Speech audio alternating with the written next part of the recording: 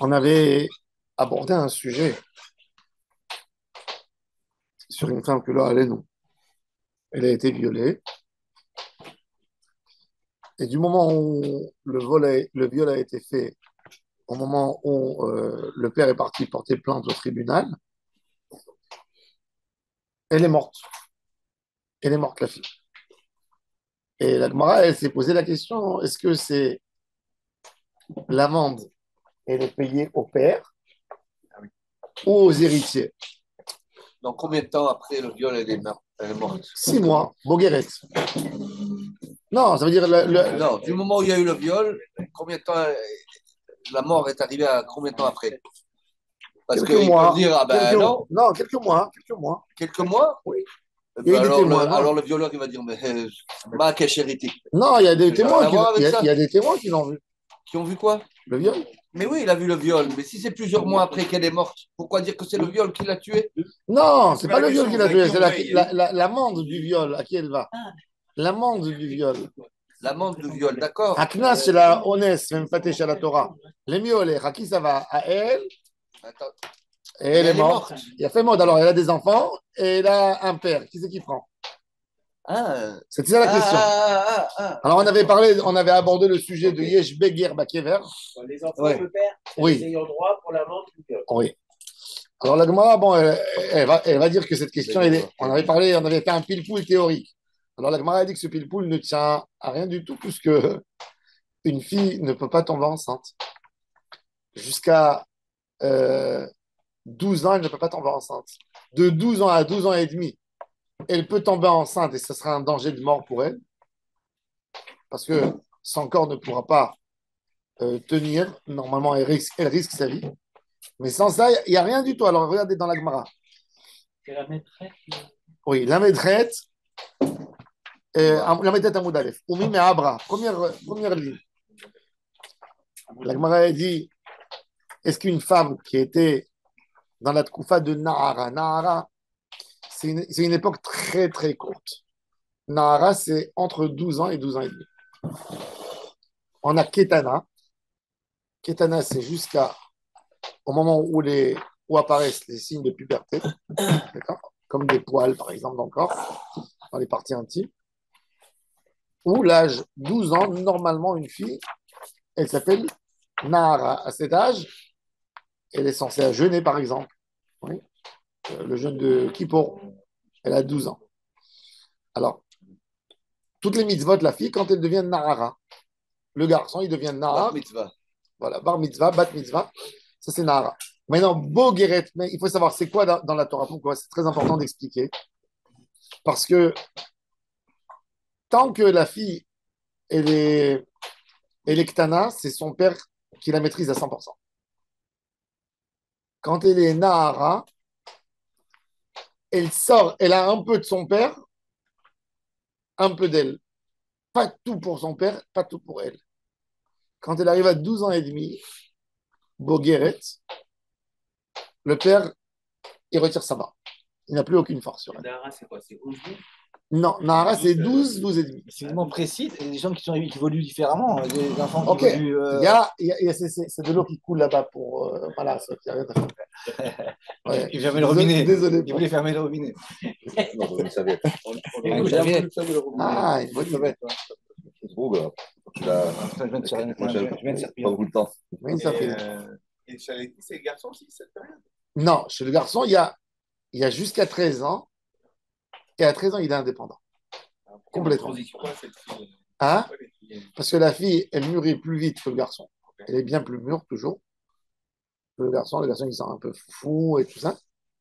Et, et elle a des étapes, par contre. Le garçon, il devient mûr à un certain âge, où il décide de prendre ses responsabilités. Alors la Gemara, elle pose la question, ok, alors, normalement dans la Torah, quand on parle d'une amende, on parle d'une fille qui est quand même Nahara, elle n'est pas Ktana. Mais Nathan, la Torah, elle a prononcé le mot la vie à Nahara. Ça ne vient pas exclure, mais sans ça, c'est de la pédophilie. Ça veut dire, c'est un âge où où il y a les biens. Alors la Torah a dit, il y a lieu à donner au père. Alors la Gemara, elle dit, c'est quoi ton débat? J'ai pas compris ton débat. est-ce que la fille, elle peut avoir des héritiers? La Gemara, elle va dire, c'est impossible qu'elle ait des enfants, cette femme. Comment tu peux me dire une chose pareille? Oui, mais Abra, comment elle peut tomber enceinte? Comment elle peut avoir un enfant? Comment elle peut avoir un héritier? Rav Viva, il kameh de Rav Nachman. Rav Viva, il a enseigné une Mishnah, une baraïta devant Rav Nachman. Il a dit Shalosh Nashim Meshamshot Bamoch. C'est très intéressant, c'est à la fin. Moch, un homme normalement dans sa relation avec sa femme, il n'a pas le droit de semencer, on dit, dans un endroit où c'est pas apte pour que la femme, c'est pas apte pour tomber enceinte. Il a besoin d'avoir la relation avec sa femme, une relation saine, où normalement c'est une relation qui peut faire tomber une femme enceinte. Maintenant, si elle a des empêchements parce qu'elle est enceinte, elle est ménopausée, etc., pas de problème. Mais le tashmish, il doit être fait normal. Sans ça, ça s'appelle Zera Levatala. D'accord? Ça, c'est la halakha. Sortent de cette règle 3 femmes. Quand c'est un danger de vie, et si elle tombe enceinte, elle peut mourir, on lui a autorisé les shamesh bamor. C'est un vrai débat dans les poskim, dans les décisionnaires. Par exemple, un shemishmor, que Dieu nous en préserve. Moi, j'ai connu une femme, elle a eu le sida. Pas par une avéra, par une piqûre. Ouais. Elle a eu le sida, femme religieuse, 35 ans. Comment elle va avoir des relations avec son mari? Il faut qu'il mette sur lui un préservatif. C'est le seul moyen. C'est Zera Vatala. Comment on autorise? Est-ce qu'on peut s'appuyer sur ce texte dans le Talmud? Alors, c'est écrit que quand une femme elle est en danger, mais jamais j'ai pas mort. Mais il faut savoir c'est quoi le mort. Est-ce que le mort, elle a mis sur elle ou sur lui? Et en danger, Et c'est la femme qui est en danger? Oui, la femme, elle est en danger. Non, Oui, mais là, c'est Là, c'est l'homme mari qui est en danger. Alors, il a fait Mérod. Est-ce que c'est pareil? J'ai reçu une question. Là, il y a 2 semaines. Comment on dit chelbonim? Des protéines. Une femme, elle a développé une allergie à la semence de son mari, aux protéines. Ils ont rien compris. Elle tombait dans les pommes. Elle a été amenée à l'hôpital. Ils ont dit, c'est un danger de mort. Maintenant, cette femme, Des enfants, quoi. oui, ils ont des enfants. Et tout allait bien. La femme, elle est arrivée à l'âge où elle s'approche vers la ménopause. Elle a développé cette allergie. Et leur monde, il a été. Maintenant, est-ce que lui, il a le droit? Il n'a pas le droit. Il a le droit de mettre sur lui quelque chose. Alors, dans le sujet, dans la Gemara, alors on va voir ici. Regardez Rashi, on va voir Rashi, on va voir dans le Shalosh Nashim. Mais cette braïta, c'est ça son sujet. Shalosh Nashim Meshamshot Bamoch. Rashi, il dit Meshamshot Bamoch, deuxième ligne de Rashi. Mutar lahen leshamesh bamoch ve'enan kemashchitot zera. La tête à Moudalef. Tout en haut. Tête à Moudalef. Oui. Tout en haut. La première Tout en ligne. haut. Shalosh Nashim Meshamshot Bamoch. Alors, regardez Rashi.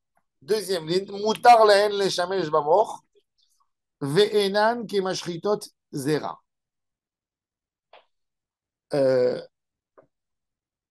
Rashi, il a dit que la femme, elle n'a pas le décret d'interdit de Ashratat Zera. C'est ce que Rashi il a expliqué. Tosfot, il va poser une question très intéressante sur Rashi. Il dit le issour de Zera Levatala, c'est que pour l'homme, c'est pas pour la femme. Si un homme il a une relation avec une femme, et la femme elle n'a pas envie de tomber enceinte, elle se lève tout de suite, elle lave, elle fait aucune affaire. Pourquoi tu dis, mes chamjot mort comme si elles avaient un problème? Et dans tous les cas, elles n'ont pas de problème. La mitzvah de Pira Verivia, il faut le savoir. La femme, elle n'est pas ordonnée sur Pira Verivia. La femme, elle est ordonnée que sur la Shevet Yetzara. Elle peut demander un guet à son mari s'il ne peut pas avoir des enfants, parce qu'elle dit, j'ai pas envie d'être seule dans la solitude, dans ma vieillesse. Mais elle n'est pas ordonnée sur la mitzvah. C'est-à-dire, que si la femme, elle est d'accord de vivre avec un mari stérile, tu ne peux pas lui reprocher de lui dire tu transgresses une mitzvah. Par contre, un homme qui vit avec une femme stérile, ce qu'aujourd'hui dans la médecine, il faut le savoir, n'existe pas. Ça n'existe pas dans la médecine, une femme stérile. Ça n'existe pas. Dans la Torah, ça existe. Sarah arrive, Kahara. Dans la médecine, aujourd'hui, il faut le savoir. On sait faire, on sait faire. En théorie, ça n'existe pas une femme stérile. Ça existe pourtant. Non, il n'y a pas une femme stérile. Il y a une femme qui ne peut pas porter un enfant, que ça ne peut pas bien se développer dans son corps.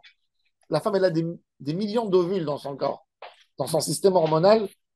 Elle peut avoir d'autres empêchements, mais stérile, c'est-à-dire qu'elle ne peut pas féconder. Ça n'existe pas. Non, la Torah, elle a pas.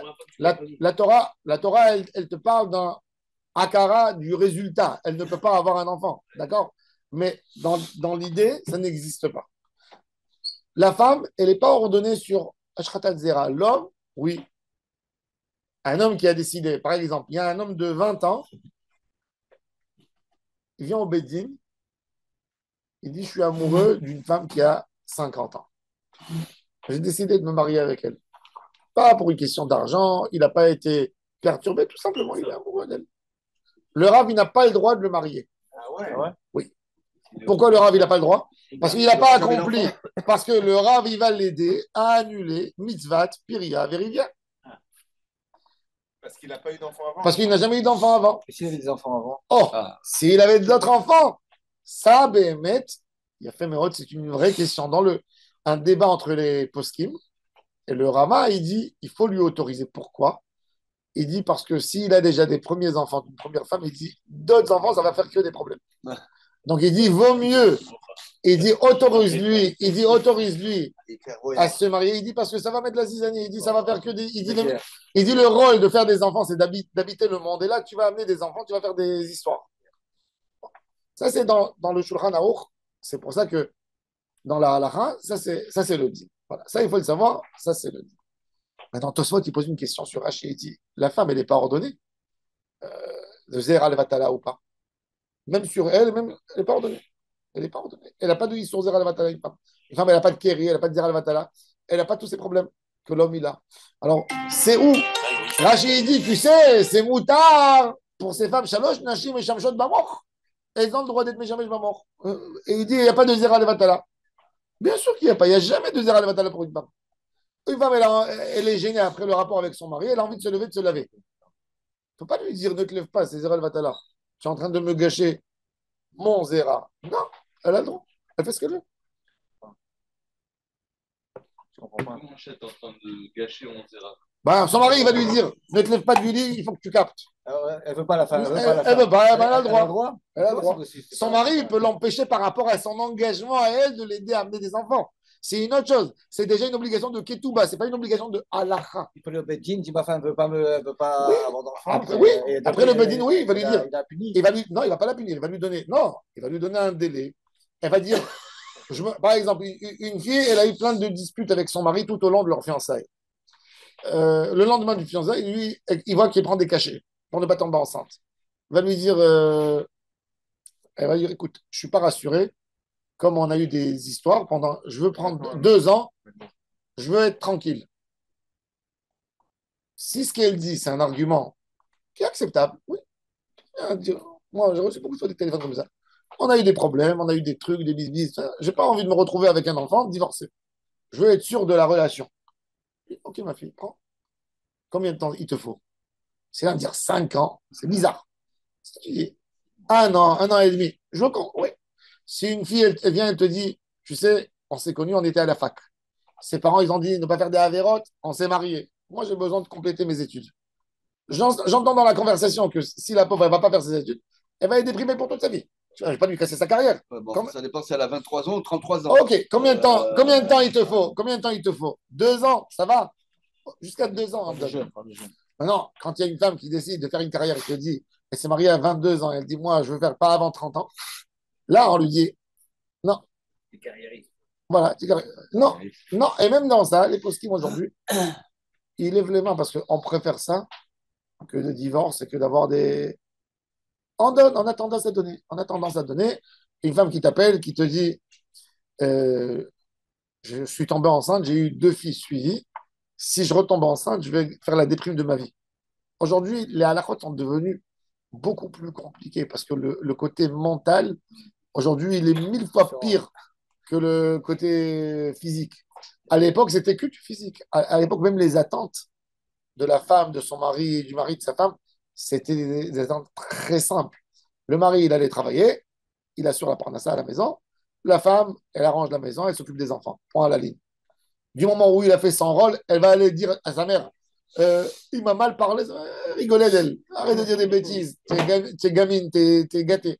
Aujourd'hui, une femme, elle attend de son mari 90% psychologique. Il ne m'a pas parlé, il ne m'a pas prouvé, il ne m'a pas donné, il ne m'a pas fait ceci. C'est comme ça. Oui. Mais c'est devenu, en 30 ans, tout a changé. Donc aujourd'hui, tu ne peux plus donner le même poids. Aujourd'hui, tu ne peux plus donner le même poids, point de vue à la fin. Et les postes, ils se mettent là-dedans. Tu vas pas te mettre là-dedans, tu vas faire divorcer 50% des couples.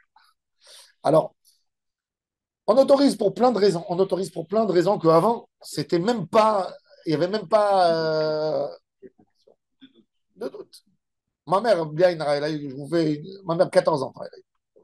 Et elle m'a dit que quand elle a eu le 8e enfant, elle m'a dit, je me suis senti à bout des bouts. Elle a appelé une rabbinite à laquelle elle était très proche. Elle lui a dit, je suis vraiment fatigué. Regardez rien que les idées de l'époque.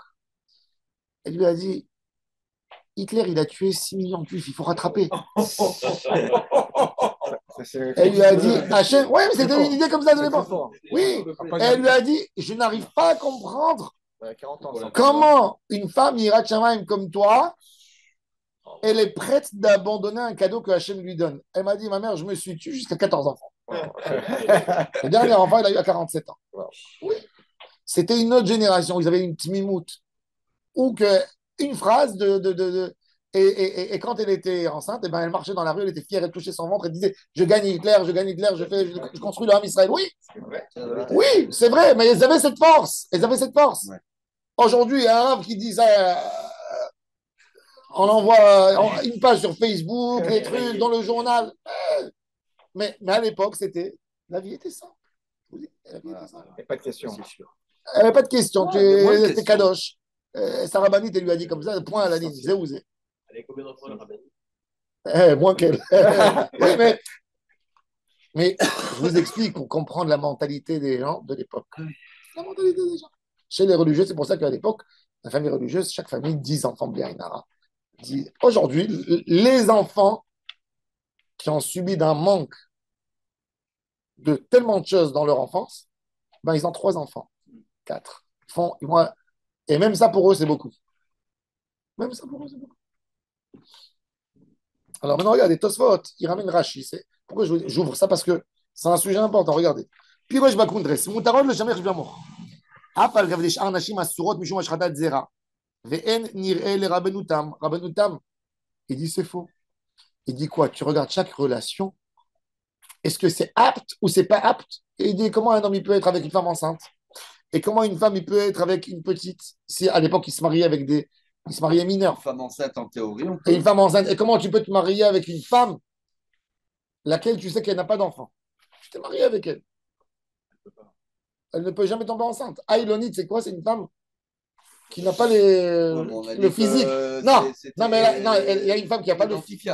Non, oui, c'est identifiable. Comment on reconnaît? Elle a une voix masculine et pas féminine. Elle n'a pas ce que les femmes ont, poitrine, etc. Ça s'appelle Aïlonite comme Aïl, Zachar. Pour ça, on l'a appelé Aïlonite, Zachar. Bon. Il sait le type qui ne m'arrive pas avec ça. Il sait. C'est ça, il sait. Alors il dit, comment ça, elles ont le droit? Aïl, c'est Zachar. Ça veut dire, on l'appelle comme un bélier, les Zachar. Tu vois, une manière propre de dire. מותר לשמש בידיים ולמה השחתת זרע? כיוון שהוא דרך תשמיש. ומפרש רבנו תם, משמשות צריכות לשמש במוח אחר תשמיש בעצה טובה כמשמע לה. Il dit Rabbeinu Tam que cette phrase dans la Gemara, ce n'est pas un éther. Le Issour, une femme ne peut pas faire ça à son mari. Il dit Rabbeinu Tam, c'est qu'elle prend tout de suite après le tashmish Elle prend quelque chose, elle fait rentrer à l'intérieur, et elle absorbe la semence. Elle n'a pas le droit, au moment même, ce Rabbeinu Tam, il nous a créé un gros problème. Parce qu'aujourd'hui, par exemple, la femme, elle ne veut pas tomber enceinte. J'avais expliqué dans le shiur 7 moyens pour ne pas tomber enceinte, n'est-ce pas? Un parmi eux, c'est de mettre le, le stérilet.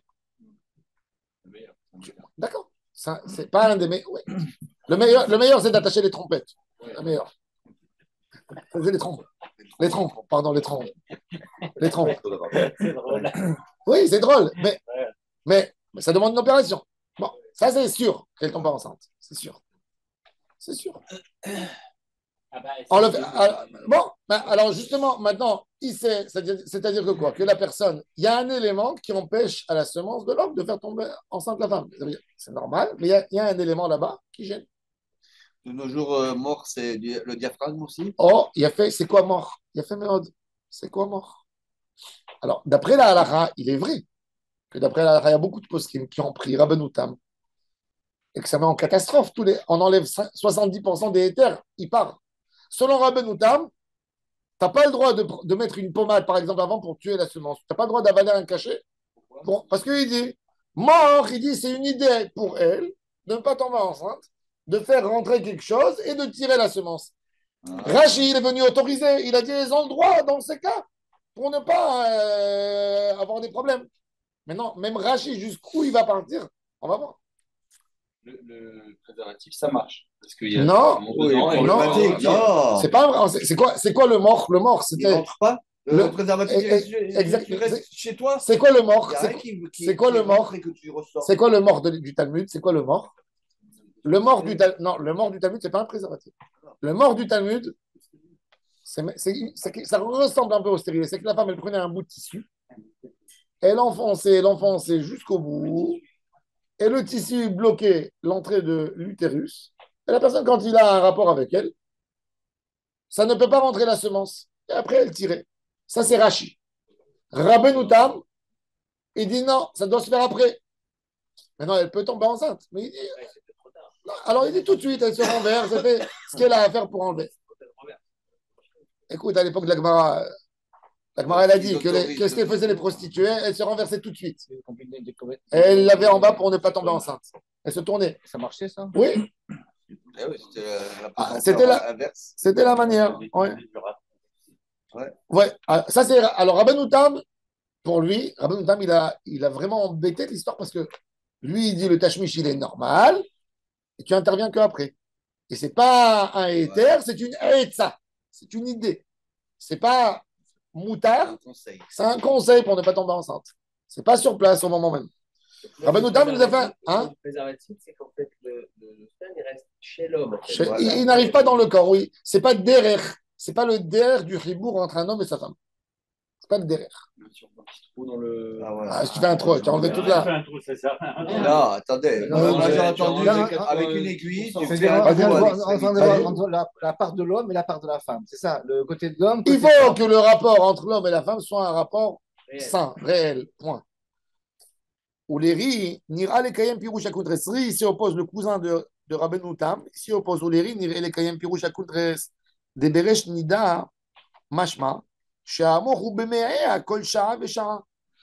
Il dit dans la Gemara, le traité Nida, on comprend là-bas que elle met ce tissu, il est en elle au moment du tashmish. Mais jamais jette, bas mort, pas après. Il y est dans son corps. C'est comme si, c'est une expression, c'est comme s'il a jeté sa semence sur des pierres et sur du bois. Ça veut dire que ça ne peut pas arriver. C'est-à-dire que ça se trouve dans son corps. Mais tu vois que la Gemara, elle est autorisée dans ce cas. Elle a autorisé. Ça ne ressemble pas à une ktana et à une aïlonite. Parce que la ktana, c'est normal. Elle a un problème dans son physique, dans sa physiologie. Mais il n'y a pas un problème dans l'endroit même. Vérode. Pourquoi c'est pas un Zera et Vatana, là, dans la première démarche, on met d'abord le tissu. Ben oui, c'est d'après Rachi, oui. Mais c'est pour ça que c'est autorisé que dans 3 cas. Dans une jeune fille, dans une femme enceinte et dans une femme qui allait. Oui, mais si on Quelle dit est... que la femme, pour elle, c'est lo ashrata, c'est elle Non, qui a fait, c'est pas mais la femme. non, il dit non, il dit un problème pour l'homme. Elle est là maintenant, elle, ce truc, il l'empêche. Donc lui, quand Avec elle. il va avec elle, Il ça le sait sort à pas dans un l'avance. endroit. Il sait à Il l'avance sait, bien Ah, sûr il qu'il sait, Non, sait. je veux dire, c'est parce qu'il sait à l'avance que Non, parce qu'il ça passe sait, pas. oui, il Elle peut sait. lui cacher, non? Je sais pas si ça rentre dans le Non. sujet. ועוד, אפילו הייתה נותנת מוח אחרי תשמיש אסורה. דף על פי שאינה מצווה על פריה ורבייה, מכל מקום היא אסורה להשחית זרע. Et il dit maintenant, Ri, il s'y oppose à Rabbeinu Tam, d'un autre point de vue. Lui, il dit qu'une femme, si par exemple, elle était censée tomber enceinte, elle n'a pas envie, son mari a dit que quelque part, elle était d'accord à avoir la relation avec son mari, eh bien, elle n'a pas le droit d'enlever la semence. Parce qu'elle tue l'âme qui est venue là-bas. Alors, on a trois avis extrêmes. Rabbeinu Tam, il vient et dit, c'est après. Lui, c'est quelque part, c'est le plus rigoureux. Parce que pour lui, c'est le plus risqué. Tu dis que c'est qu'une idée. Donc la femme, elle risque. On lui dit, tu sais quoi, tu n'es pas obligé d'être avec lui. Vous n'êtes pas obligé de divorcer si vous avez peur. Tu veux quand même, prends ton risque. Après, Rachi il vient, et Rabbeinu Tam, pour Rabbeinu Tam, la femme, elle n'a pas de Yisur Eshratat Zera. Pour Rachi, c'est assourd, et c'est mieux que zéro. Ça serait moutard dans certains cas. On ne demande pas de divorcer. On ne demande pas de séparer le couple parce qu'il n'y a pas de moyen de faire. On autorise dans certaines manières. Pour Rachi, c'est beaucoup plus large. On peut autoriser beaucoup de choses. Maëvdel, si tu as mis le mort dans le corps de la femme ou sur l'homme, c'est pareil. Ah bah non. Parce que l'homme, si, je vais vous expliquer le raisonnement. Le raisonnement, il est très clair. L'homme, il n'a pas que Piria Vérivia. Il a la mitzvah d'avoir une intimité avec sa femme. Cette partie, elle repousse la Avera de Zera Levatala. Ça, c'est la profondeur de la chita de Rashi. Il y a une histoire de réjouir sa femme ou avec sa femme? Hein? Oui, mais le Zera, Il y a un interdit. Déjà, il y a dans les postim, il y a un grand débat. Est-ce que Zera Levatala, c'est Midéoraita ou Midérabana? Qui c'est qui a dit qui a fait une des contestations? Une des contestations. Non, attends. Dans la Torah, il y a une histoire à raconter. Attends. Il y a pas. Madame Richon, elle commence, non? Ishrit Kol Bassar. Ishrit Kol Bassar, Ishrit, c'est l'interprétation que toi tu donnes. Ishrit, tu peux dire détruire, tu peux dire voler. Maintenant, on a l'histoire Er et Onan. D'accord? C'est l'histoire dans la Torah. Il y a toutes les générations d'avant aussi. Attends. Ishrit Kol Bassar. Mais Ishrit, tu peux dire qu'Ishrit Kol Bassar, ils ont tordu leur chemin aussi. Tu n'es pas obligé d'expliquer qu'il s'agit de ça. On a quoi? On a une histoire claire. On a une histoire que Er et Onan. Maintenant, tu peux me dire que Er et Onan leur interdit.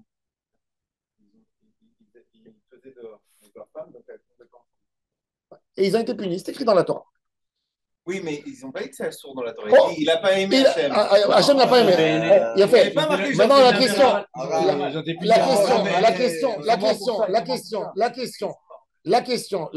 Bon, je peux dire, eux, durant toute leur relation, ils ont fait cette avéra. Quand quelqu'un il fait ça occasionnellement, ou dans certains cas, ça.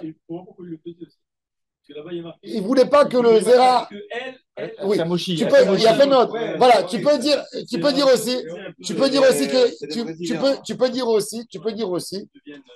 qu'ils ont été punis parce que ils étaient ingrats par rapport à elle et parce qu'ils étaient égoïstes par rapport à leurs frères. Aussi. Maintenant, est-ce que tu peux te donner. Maintenant, alors ça, c'est la question. Maintenant, le Zohar Kadosh, le Zohar, il est venu, il a dit il n'y a pas une avéra pire dans toute la Torah que celle-là. Et il a dit, il ne peut même pas presque faire tchouva. Comme ça, il dit le Zohar. C'est référence, c'est marqué où? Dans le Zohar. Non, pas dans la Torah. Attends. Shulchan Aruch, il a ramené cette halakha du Zohar. Dans Shulchan Aruch Eben Haezer, il dit, l'interdit de Zera Levatala, c'est le plus grand de tous les interdits de la Torah. Comme ça. Dans quel paracha, Arabe, Zohar? Le Zohar, dans Parashat Vayeshev. Maintenant, le fils du Chacham Tzvi, le Yarabetz qui était rave en Allemagne, Il faut savoir que le Zohar était très utilisé par les Sabtaïtes. Il a écrit un livre pour contester le Zohar, pour dire que le Zohar n'a pas été écrit par Rabbi Shimon Bar Yochai, il a été inventé et nous n'avons pas aucune obligation d'accepter ces paroles. Une des choses qui ramène là-bas, c'est qu'il dit le Zohar il n'est pas écrit dans la Torah. D'où le Zohar il est venu nous inventer cette avéra. Comme ça. Il est écrit comme ça. Et il dit oui, c'est une mesure des Rabbanan de tenir à tes tentations. C'est assourd. C'est comme si tu manges une escalope de poulet avec du beurre, hein. Mais c'est des Rabbanan. Tous les post-it lui tombent dessus. Ils disent qu'est-ce qu'il a parlé. Il y avait des Rabbanim qui ont dit de brûler son livre. Ça veut dire, il a écrit un livre qui s'appelle Mitpachat Sfarim pour contester le Zohar. Le Chida, il dit que sa haine au Sabtaït, sa haine à lui de ce rabbin au Sabtaït qui voulait détruire les Sabtaïtes, lui a fait perdre le raisonnement. Il a dit de ne pas faire Tikkun Chatzot. Bon, bref, il a dit que tout ça c'est venu suite au Sabtaït. Il a déconné complètement. Et il s'est opposé, il s'est pris beaucoup au Rav de Metz, Rabbi Yonatan Ebshitz. Et il a brûlé ses livres. Il a écrit 40 livres contre lui. Parce qu'il a été soupçonné pour lui de sabtaïsme. Parce qu'il a vu qu'il écrivait des amulettes, le Rav. Et il a écrit Vayat Tzit Tif Eret La Ateret Tzvi. Il a amené un passage, il a dit Tzvi, c'est Sabtaï Tzvi. Tout endroit où. Et pourtant, son papa s'appelait Tzvi. Ouais. Pourquoi son papa s'appelait Tzvi? Les gens ne savent pas. Parce que le grand-père était Sabtaït. Oui, c'est dingue. Donc, il y avait des antécédents. C'est ce qu'ils ont dit, ses opposants. Maintenant, vrai ou pas, je ne sais pas. Il y avait un rabbin séfarade à l'époque qui s'appelait Nehemia Chayoun, qui était un Sabtaït. Il a écrit des théories en Kabbale. Il connaissait toute la Torah, un génie. Oui, il disait, c'est comme si aujourd'hui tu as un rabbin Chabad qui te dit, il a donné nous mourir nous graver. Moi, je ne vois pas une grande différence entre eux et les Sabtaïtes. Mais la question, c'est comment on les regarde. S'il y a quelqu'un qui me dit, il a le droit de croire qu'il y a un Mashiach, oui, pourquoi pas. Et pourquoi pas.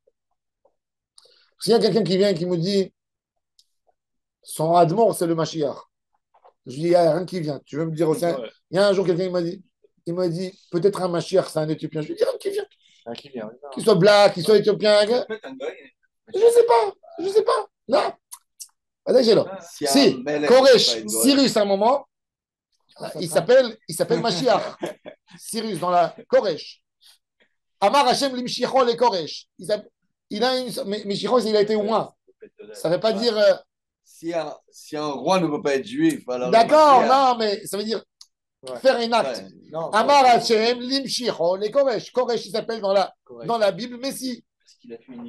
Parce qu'il a fait une Yeshua. Ben, c'est d'air. Le mot Mashiach, ça veut dire roi. Ça ne veut rien dire plus que ça. Il ne faut pas lui donner. Maintenant, pour nous, voilà, on a ajouté, il y a des choses. Dans l'idée. Alors, lui, il a une des choses qu'il a voulu compter. Qu'est-ce qu'il a fait? Il a voulu, parce que le monde de la Kabbalah, c'est basé sur le Zohar et les Sabtaïtes. Il venait, il te disait, il y a le sod du Yihoud, il y a ce secret. Il faisait plein de secrets, tu vois, et il disait, c'est toute la Torah. Et celui qui n'y croit pas dans ça, Hachem peut parler avec. Qu'est-ce qu'il a fait, lui? Il a voulu casser l'idée du Zohar, cette force. Donc, il a écrit un livre. Il a pris le Zohar du début jusqu'à la fin. Il a posé 700 questions, contradictions entre le Zohar et le Talmud, pour casser le Zohar et le remettre en. Ça, c'est une des. Et il a réussi. Hein, il a réussi. Chez les Ashkénazes, celui qui touchait le Zohar, c'était. Bon, qu'en cachette, tu avais le droit d'étudier. Pas comme les Sfarades. Les Sfarades, le Zohar, c'est sacré. Moi, je connaissais à l'époque des hommes simples. Voilà, il va du Rav Sharabi. Moi, j'avais 17, 18 ans. Il connaissait le Zohar par cœur, mot à mot. Moi, j'ai connu un monsieur, Arazi, un turc.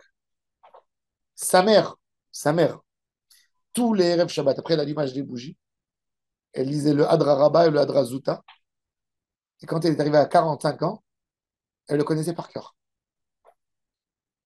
Tu sais que ça veut dire, après l'allumage des bougies, elle était assise, et elle mentionnait tout le Hadra Rabba et le Hadra Zuta. Tu sais que ça veut dire? Pour montrer à quel point le Zohar était répandu chez les Sfarades. Alors, lui, Une des choses qu'il a dit, ils sont Ashradat. Maintenant, les poskim, les derniers poskim de cette génération, il y a des poskim qui prennent ça. Pourquoi? Pour autoriser dans certains cas. Par exemple, un homme qu'on a besoin de lui prélever de la semence pour injecter dans le corps de la femme. Parce qu'il y a un problème, et etc. Les vitraux. Ça se fait beaucoup, le vitron. Maintenant, il y a des poskim qui te disent, moi, mon ravi n'a pas eu des enfants à cause de ça. Ah ouais. Lui, il disait que c'est assourd. Il a dit, Dieu m'a pas donné l'ordre de transgresser. Pour lui, C'est pas vraiment transgressé. mais lui, bon, lui, il a pris la chita la plus rigoureuse. Mais non, ça dépend aussi de ses. À la fin du Si compte, la tu me dis, destination et la si tu me destination. dis que la mitzvah, si tu me dis que Zera Levatala, c'est que des rabbanan, Mizat Pro, vous, c'est Minatora, Mauvais. transgresse un des rabbanan pour le Deoraita. Ça, par exemple, ça peut aider. Donc, les poskim, ils prennent. Et c'est pour ça que je vous dis que c'est pas noir ou blanc. Donc, dans certains cas, la femme, elle est malade. Maintenant, elle a un problème qui va durer 5, 6, 10 ans à voir. Tu vas dire au mari, prive-toi d'elle, 10 ans, elle reste seule. Non. Pourquoi? Parce que tu as une mitzvah de Rona, qui est Metsuma Minatora. Ah, je vais faire Zera Levatala. Si tu lui dis Zera Levatala, c'est des Rabbanan.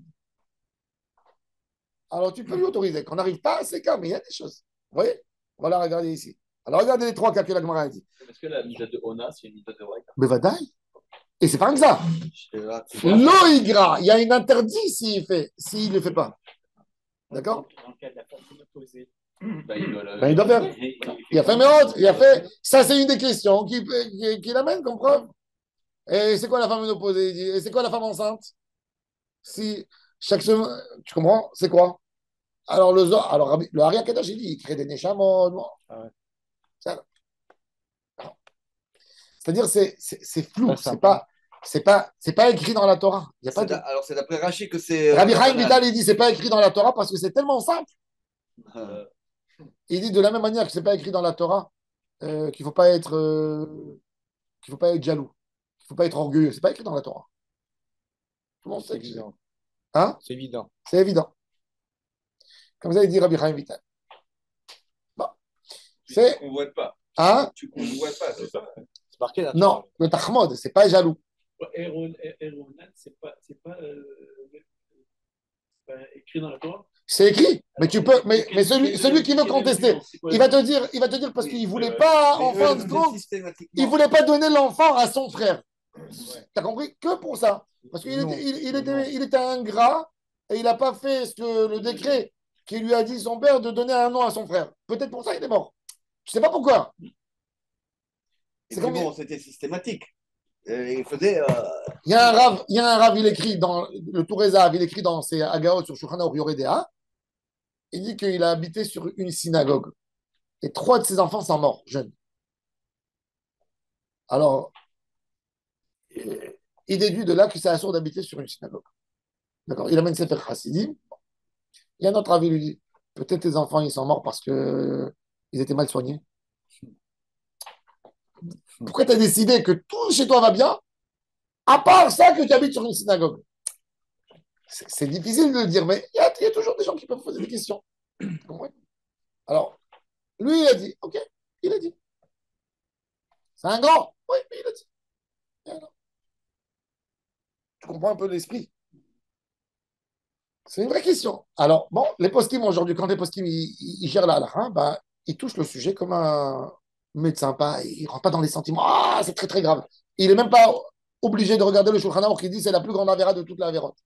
Il va gérer l'histoire des Horaïta, des Rabbanan, d'Ivrei Sofrim, c'est quoi son volume, pour autoriser certaines choses. Et la Gemara ici, elle te donne 3 cas que l'homme, il a le droit, si la femme, elle est méchante, même maintenant, on ne sait pas si c'est Rashi ou Tosfot ou Ri. C'est quoi les 3 en tous les cas?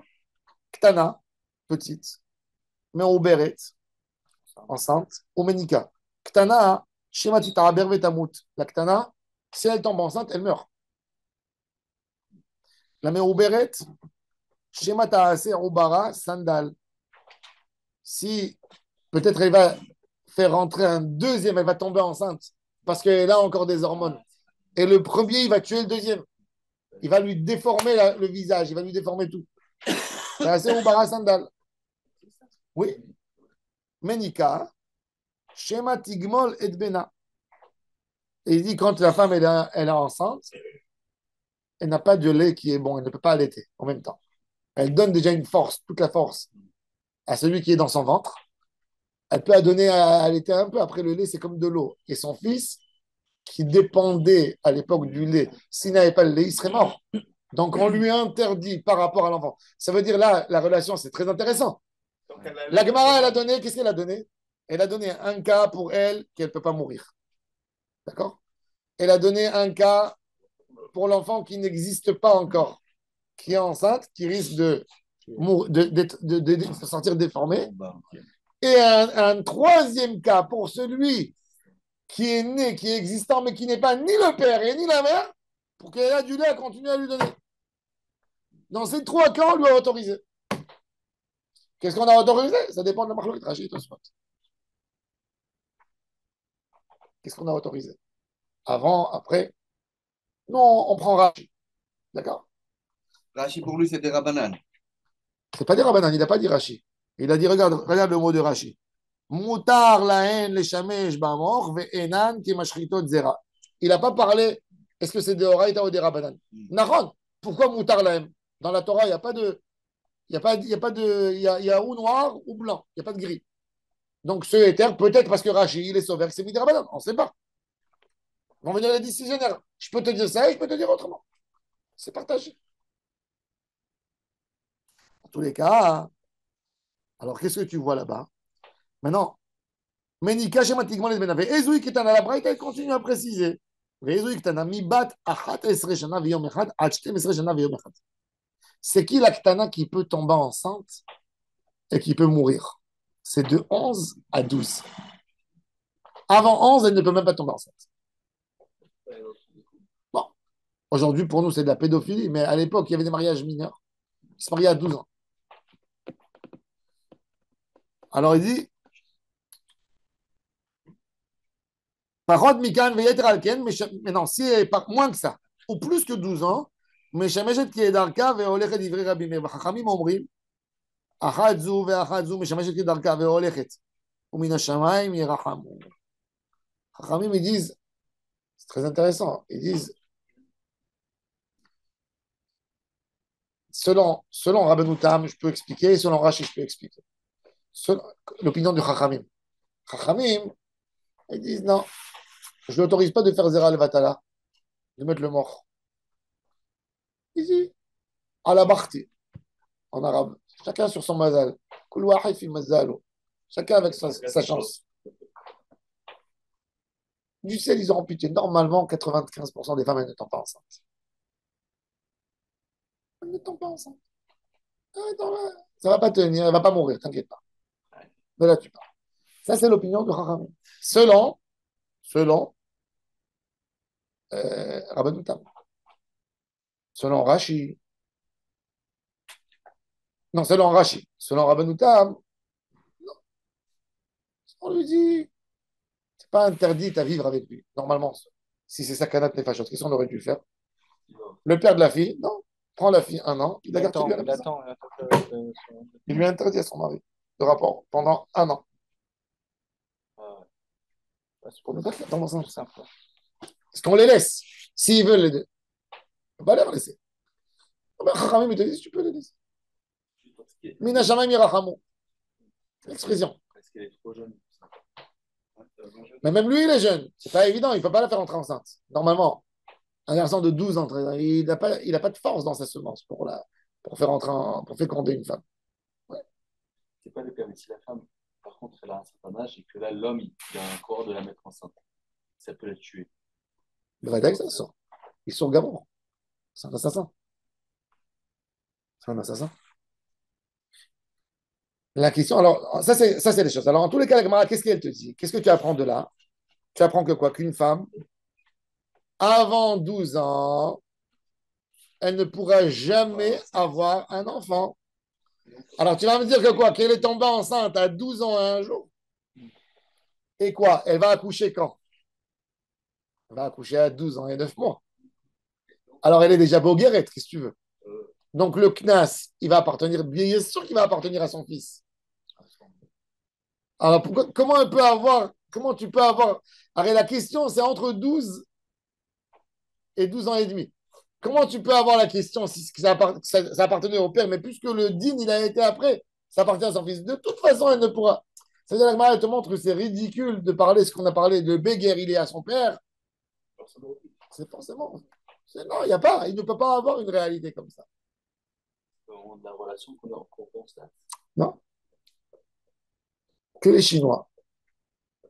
Pour un Chinois, quand un homme est né, il a 9 mois.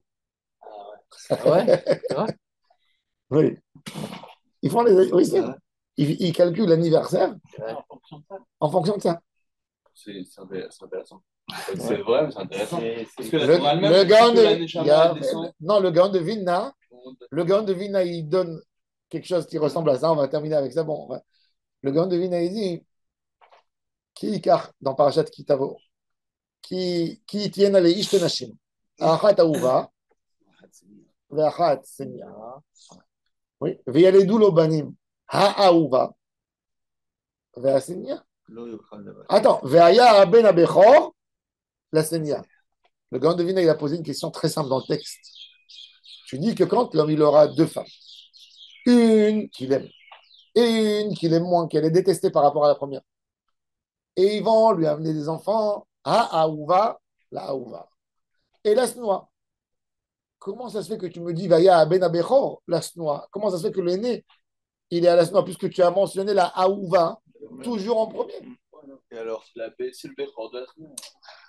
Non, non, dans la Torah, il y a un ordre. Il y a un ordre, ça ne veut pas dire qu'elle est tombée enceinte en première? Lui, pour lui. Quoi? Pour lui.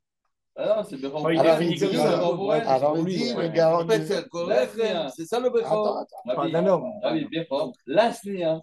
Quoi? Bechor. La Tu mets les semaine. virgules où tu veux. Tu mets les virgules où tu veux. Mais il dit, il y a la Aouva, il y a le Doulobanim, Aouva. Il y a le Dobanim. Il y a le Dolobanim.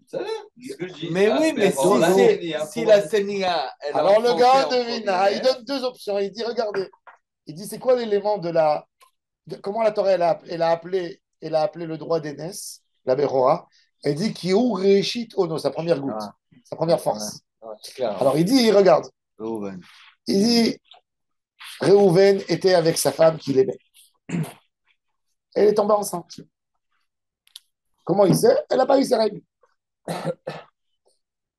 Un mois après, il était avec la femme qu'il aime, moi.